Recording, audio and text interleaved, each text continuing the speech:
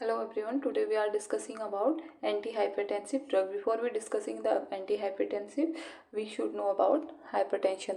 So hypertension क्या होता है? Hypertension is also known as a high blood pressure is long-term medical condition in which the blood pressure in arteries in persistently elevated. Normal हम पहले blood pressure को जानेंगे. Blood pressure क्या होता है? जब हम ब्लड का प्रेशर आर्टरीज की वॉल पे क्या हो जाता है? इंक्रीज हो जाता है. जो ब्लड है, जो ब्लड फ्लो हो रहा है आर्टरीज में, उसका प्रेशर क्या होगा? आर्टरीज की वॉल पे जो पड़ता है, ब्लड के थ्रू आर्टरीज की वॉल पे जो प्रेशर पड़ता है उसको बोलते हैं ब्लड प्रेशर. तो हाइपरटेंशन के केस में क्या हो रहा है? लॉन्ग टर्म कंडीशन, अगर लगातार परसिस्टेंटली एलिवेट हो रहा है हमारा प्रेशर, ब्लड का प्रेशर अगर लॉन्ग टर्म के लिए है तो उस कंडीशन को बोलेंगे हाइपरटेंशन या हाई ब्लड प्रेशर. अब जो हाई ब्लड प्रेशर होता है वो हमारा क्या होता है? 82 या 92, 120 या 140 mmHg. 140 क्यों बोल रहे हैं? वैसे नॉर्मल स्टैंडर्ड 120 होता है, but on the basis of life style, जो आजकल की लाइफ स्टाइल है उसके बेसिस पे 140 भी कंसिडर कर रहे हैं. तो 80 और 120 जो mmHg है ये हमारा क्या है? नॉर्मल ब्लड प्रेशर है. अब 80 क्या है? डायस्टोलिक प्रेशर है, और जो 120 है वो क्या है? सिस्टोलिक ब्लड प्रेशर है. तो 80 हमारा डायस्टोलिक क्यों है? क्योंकि हार्ट क्या करता है उस टाइम पे? रिलैक्स कंडीशन में होता है, तो ब्लड प्रेशर भी क्या होगा? कम पड़ेगा. तो 80 उस टाइम पे ब्लड प्रेशर जो होता है कम होता है, तो 80 होता है. और सिस्टोलिक किसे बोलते हैं? जब हमारा ब्लड क्या होता है, जब हार्ट क्या होता है? कॉन्ट्रैक्शन करता है, तो उस कंडीशन में जो ब्लड प्रेशर होता है वो हाई होता है. कितना होता है? 120. इसीलिए जो नॉर्मल ब्लड प्रेशर है 80 टू 120 होता है. तो 80 को हम बोलेंगे डायस्टोलिक और 120 को क्या बोलेंगे? सिस्टोलिक बोलेंगे. अगर 90 से अबव, मोर देन 90 और मोर देन 140 अगर ब्लड प्रेशर होता है तो वो हाइपरटेंशन में कंसीडर किया जाएगा. ओके, नेक्स्ट बात करते हैं टाइप की. अब टाइप की बात करें तो प्राइमरी और सेकेंडरी दो टाइप के हाइपरटेंशन होते हैं. मेनली जो प्राइमरी होता है वो 90% केसेस देखे गए हैं कि जो प्राइमरी हाइपरटेंशन के होते हैं. प्राइमरी हाइपरटेंशन को एसेंशियल हाइपरटेंशन भी बोलते हैं.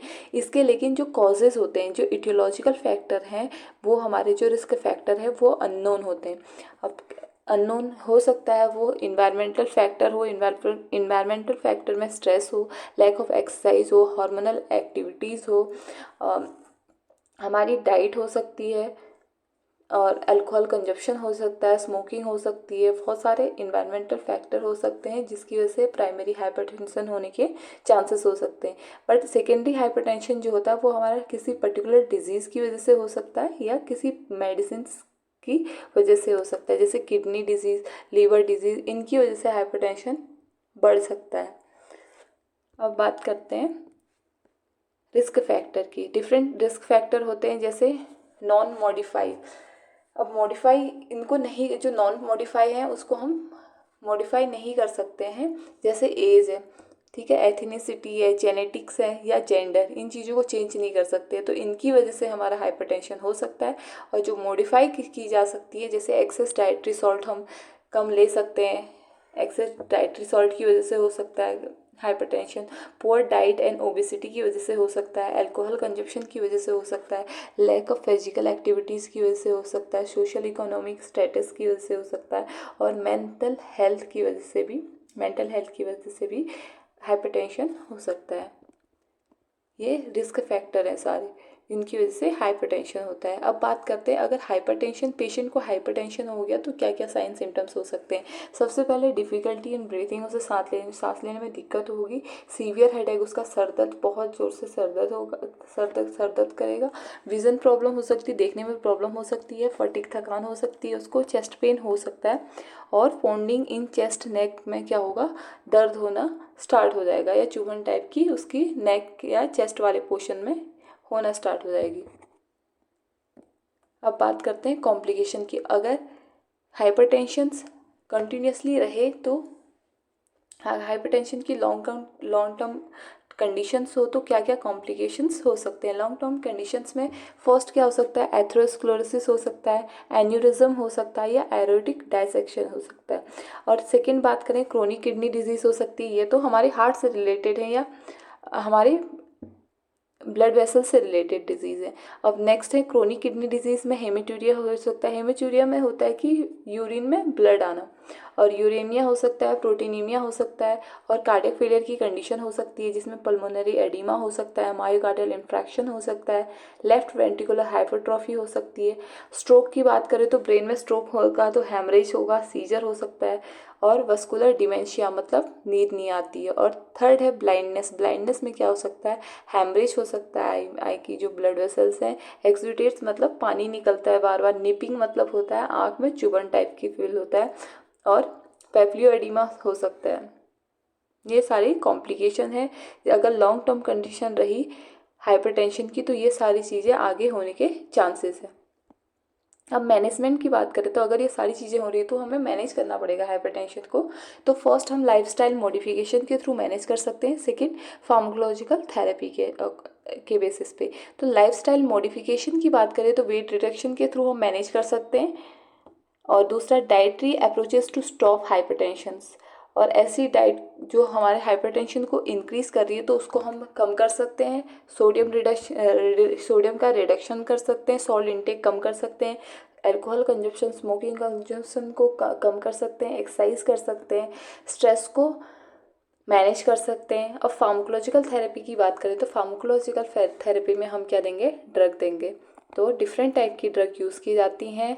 तो ये है एंटी हाइपरटेंसिव ड्रग जिसकी हम बात कर रहे हैं। एंटी हाइपरटेंसिव ड्रग क्या है, ऐसी ड्रग जो हाइपरटेंशन को की कंडीशन को या तो कम करेंगी या उसको ट्रीट करती हैं, उनको बोलते हैं एंटी हाइपरटेंसिव ड्रग, जो कि हाइपरटेंशन के ट्रीटमेंट में यूज़ की जाती है।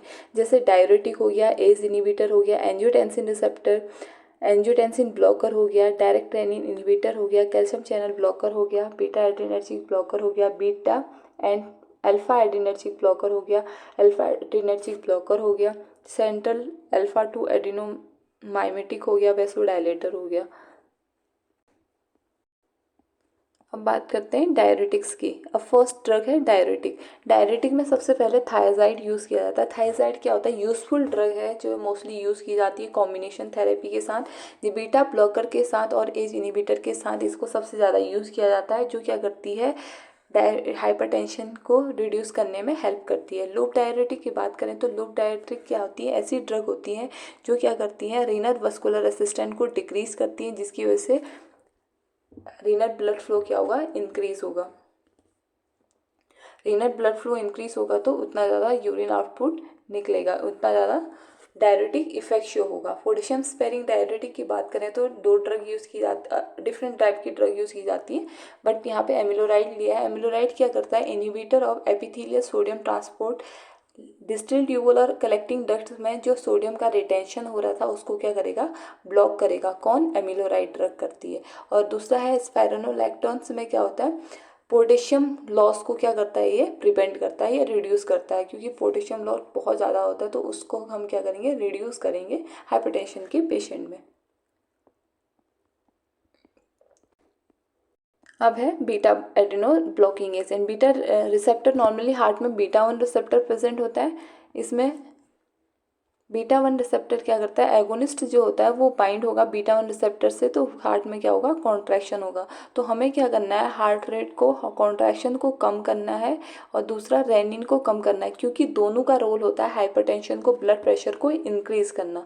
तो बीटा एडिनो रिसेप्टर्स क्या होते हैं, फर्स्ट लाइन ड्रग थेरेपी होती है हाइपरटेंशन की, जो कि मोस्टली फर्स्ट लाइन थेरेपी में यूज़ किया जाता है। मतलब बीटा ब्लॉकर जो होती है फर्स्ट चॉइस होती है हाइपरटेंशन में। तो इसमें हम क्या देंगे, बीटा ब्लॉकर्स देंगे, जो क्या करेंगी, बीटा एड्रेनो रिसेप्टर को ब्लॉक करेंगी, जिससे क्या होगा, कार्डियक आउटपुट डिक्रीज होगा, पेरिफेरल रेसिस्टेंस डिक्रीज हो सकता है, और ब्लड प्रेशर क्या होगा, ऑटोमेटिक डिक्रीज हो जाएगा। और दूसरा काम क्या करता है, रेनिन को डिक्रीज करने की वजह से एंजियोटेंसिन डिक्रीज हो जाएगा, जिसकी वजह से एल्डोस्ट्रॉन डिक्रीज होगा। एल्डोस्ट्रॉन डिक्रीज होगा तो बॉडी में सोडियम और वाटर का रिटेंशन कम हो जाएगा, कम होगा तो जिसकी वजह से ब्लड प्रेशर ऑटोमेटिक कम हो जाएगा। तो ये बीटा ब्लॉकर का काम है। अब थेरेपेटिक यूजेस की बात करें तो थेरेपेटिक यूजेस में बीटा ब्लॉकर जो होता है ओरली एक्टिव ड्रग होती है। ये हाइपरटेंशन की केसेस में लिया जा सकता है, एंजाइना में भी हम इसको लेते हैं, डिफरेंट डिफरेंट डिजीज में हम इसको लेते हैं। और लेकिन इसको हम क्या कर सकते हैं, COPD वगैरह की कंडीशन में नहीं ले सकते। एडवर्स इफेक्ट की बात करें तो इसके एडवर्स इफेक्ट क्या हो सकते हैं, ब्रेडिकार्डिया, हार्ट रेट कम हो सकता है, फटीग हो सकता है, थकान हो सकती है, लिथार्जी हो सकती है, बहुत ज़्यादा आलस आ जाए, इंसोम्निया, नींद नहीं आती, हेलुसिनेशन हो सकता है, हाइपोटेंशन, ब्लड प्रेशर कम हो सकता है, और इम्पोर्टेंस हो सकती है, सेक्सुअल डिसफंक्शनिंग हो सकती है।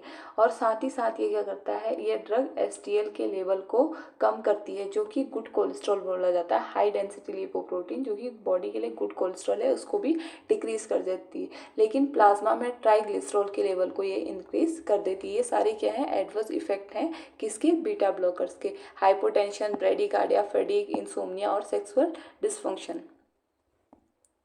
अब बात करते हैं नेक्स्ट कैटेगरी की, एज इनिबिटर। एज इनिबिटर जो होती है, एनालाप्रिल और लिस्नोप्रिल्स, कैप्टोप्रिल्स, ये सारी ड्रग किसमें आती है, एज इनिबिटर के अंडर आती हैं। ये फर्स्ट लाइन जो ड्रग होती है उसके साथ यूज़ किया जाता है। जब फर्स्ट लाइन इफेक्ट करना बंद कर देती है तो इसमें हम उसके बाद हम एज इनिबिटर दे सकते हैं। एज इनिबिटर करता क्या है, जब एंजियोटेंसिन फर्स्ट से सेकेंड में कन्वर्ट होता है, तो सेकेंड में कन्वर्ट होने के लिए एक एंजाइम का रोल होता है जिसका नाम है एज एंजाइम। एज मतलब होता है एंजियोटेंसिन कन्वर्टिंग एंजाइम, जो कि लंग्स में प्रेजेंट होता है। ये एंजाइम क्या करता है, फर्स्ट एंजियोटेंसिन को सेकेंड में कन्वर्ट करने में हेल्प करता है। जब सेकेंड एंजियोटेंसिन बन जाता है तो ये सेकेंड एंजियोटेंसिन क्या करता है, एक तो वेसल्स को कॉन्स्ट्रिक्ट करेगा जिसकी वजह से ऑटोमेटिक ब्लड प्रेशर इंक्रीज होगा। दूसरा क्या करेगा, एल्डोस्टेरोन को रिलीज करने के बाद बॉडी में सोडियम और वाटर के रिटेंशन को बढ़ा देगा, और जिसकी वजह से ब्लड प्रेशर बढ़ रहा है। किसकी वजह से, एंजियोटेंसिन सेकेंड की वजह से। तो हमें क्या करना है, एंजियोटेंसिन सेकेंड को नहीं बनने देना, जिसकी वजह से ये सारी प्रोसेस क्या हो जाएगी, ब्लॉक हो जाएगी। तो एज इनिबिटर क्या करता है, इसको इसमें कन्वर्ट करता है। तो हमें अगर इस एंजाइम को ब्लॉक कर दिया जाए, एज इनिबिटर देंगे, तो क्या होगा, आगे की पूरी प्रोसेस नहीं होगी, जिससे क्या होगा, हमारा ब्लड प्रेशर क्या हो जाएगा, ऑटोमेटिक कम हो जाएगा। अब थेरेप्टिक यूजेस की बात करें तो एज इनिबिटर जो होता है वो पेशेंट में इफ़ेक्टिव होता है, और एज इनिबिटर जो होता है मतलब एज अ इनिबिटर जो होता है स्टैंडर्ड केयर प्रोवाइड कराता है पेशेंट्स को। एडवर्स इफेक्ट की बात करें तो ड्राई कफ इसकी वजह से हो सकता है, हाइपरकैलेमिया हो सकता है, स्किन रैसेस हो सकते हैं स्किन पे, हाइपोटेंशन हो सकता है, बीपी ऑब्वियसली, तो फीवर, बुखार आ सकता है पेशेंट्स को। और साथ ही साथ ये प्रेग्नेंट लेडी में फीटस को टॉक्सिसिटी कॉज करता है। कौन, एज इनिबिटर।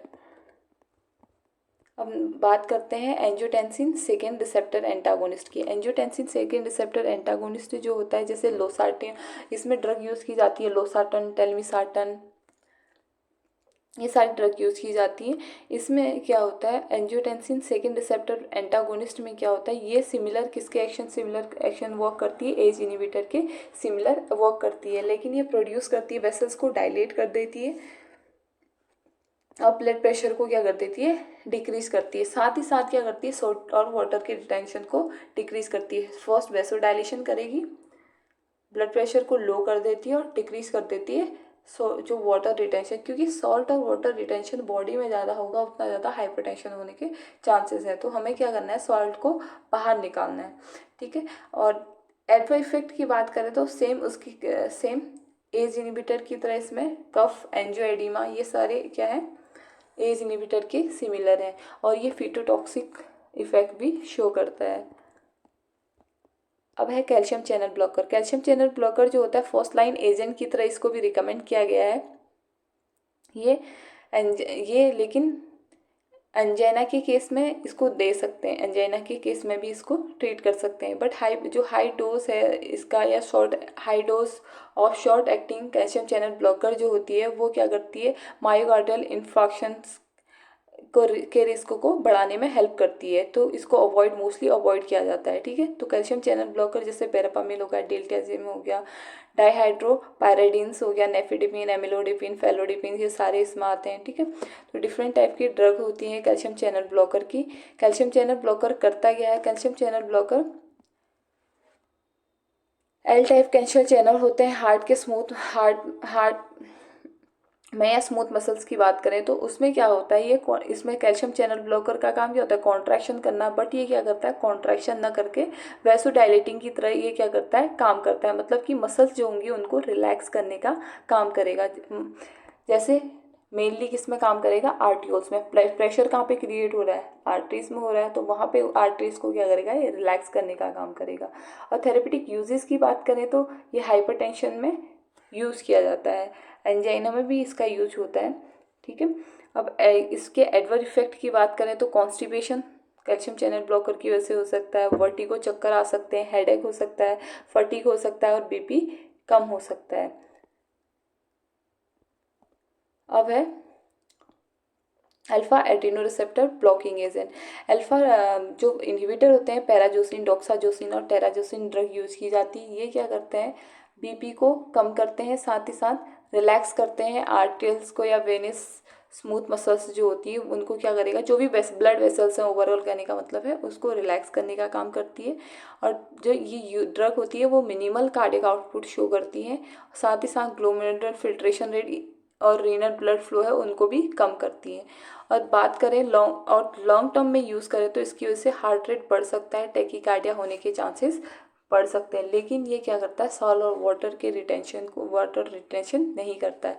अब एडवर्स इफेक्ट की बात करें तो पोस्चरल हाइपरटेंशन हो सकता है इसकी वजह से, और रिफ्लेक्स टैकीकार्डिया हो सकता है, मतलब हार्ट रेट इंक्रीज हो सकता है। अब सेंट्रल एक्टिंग ड्रग की बात करें तो क्लोनिडिन जो होता है अल्फा 2 एगोनिस्ट होता है।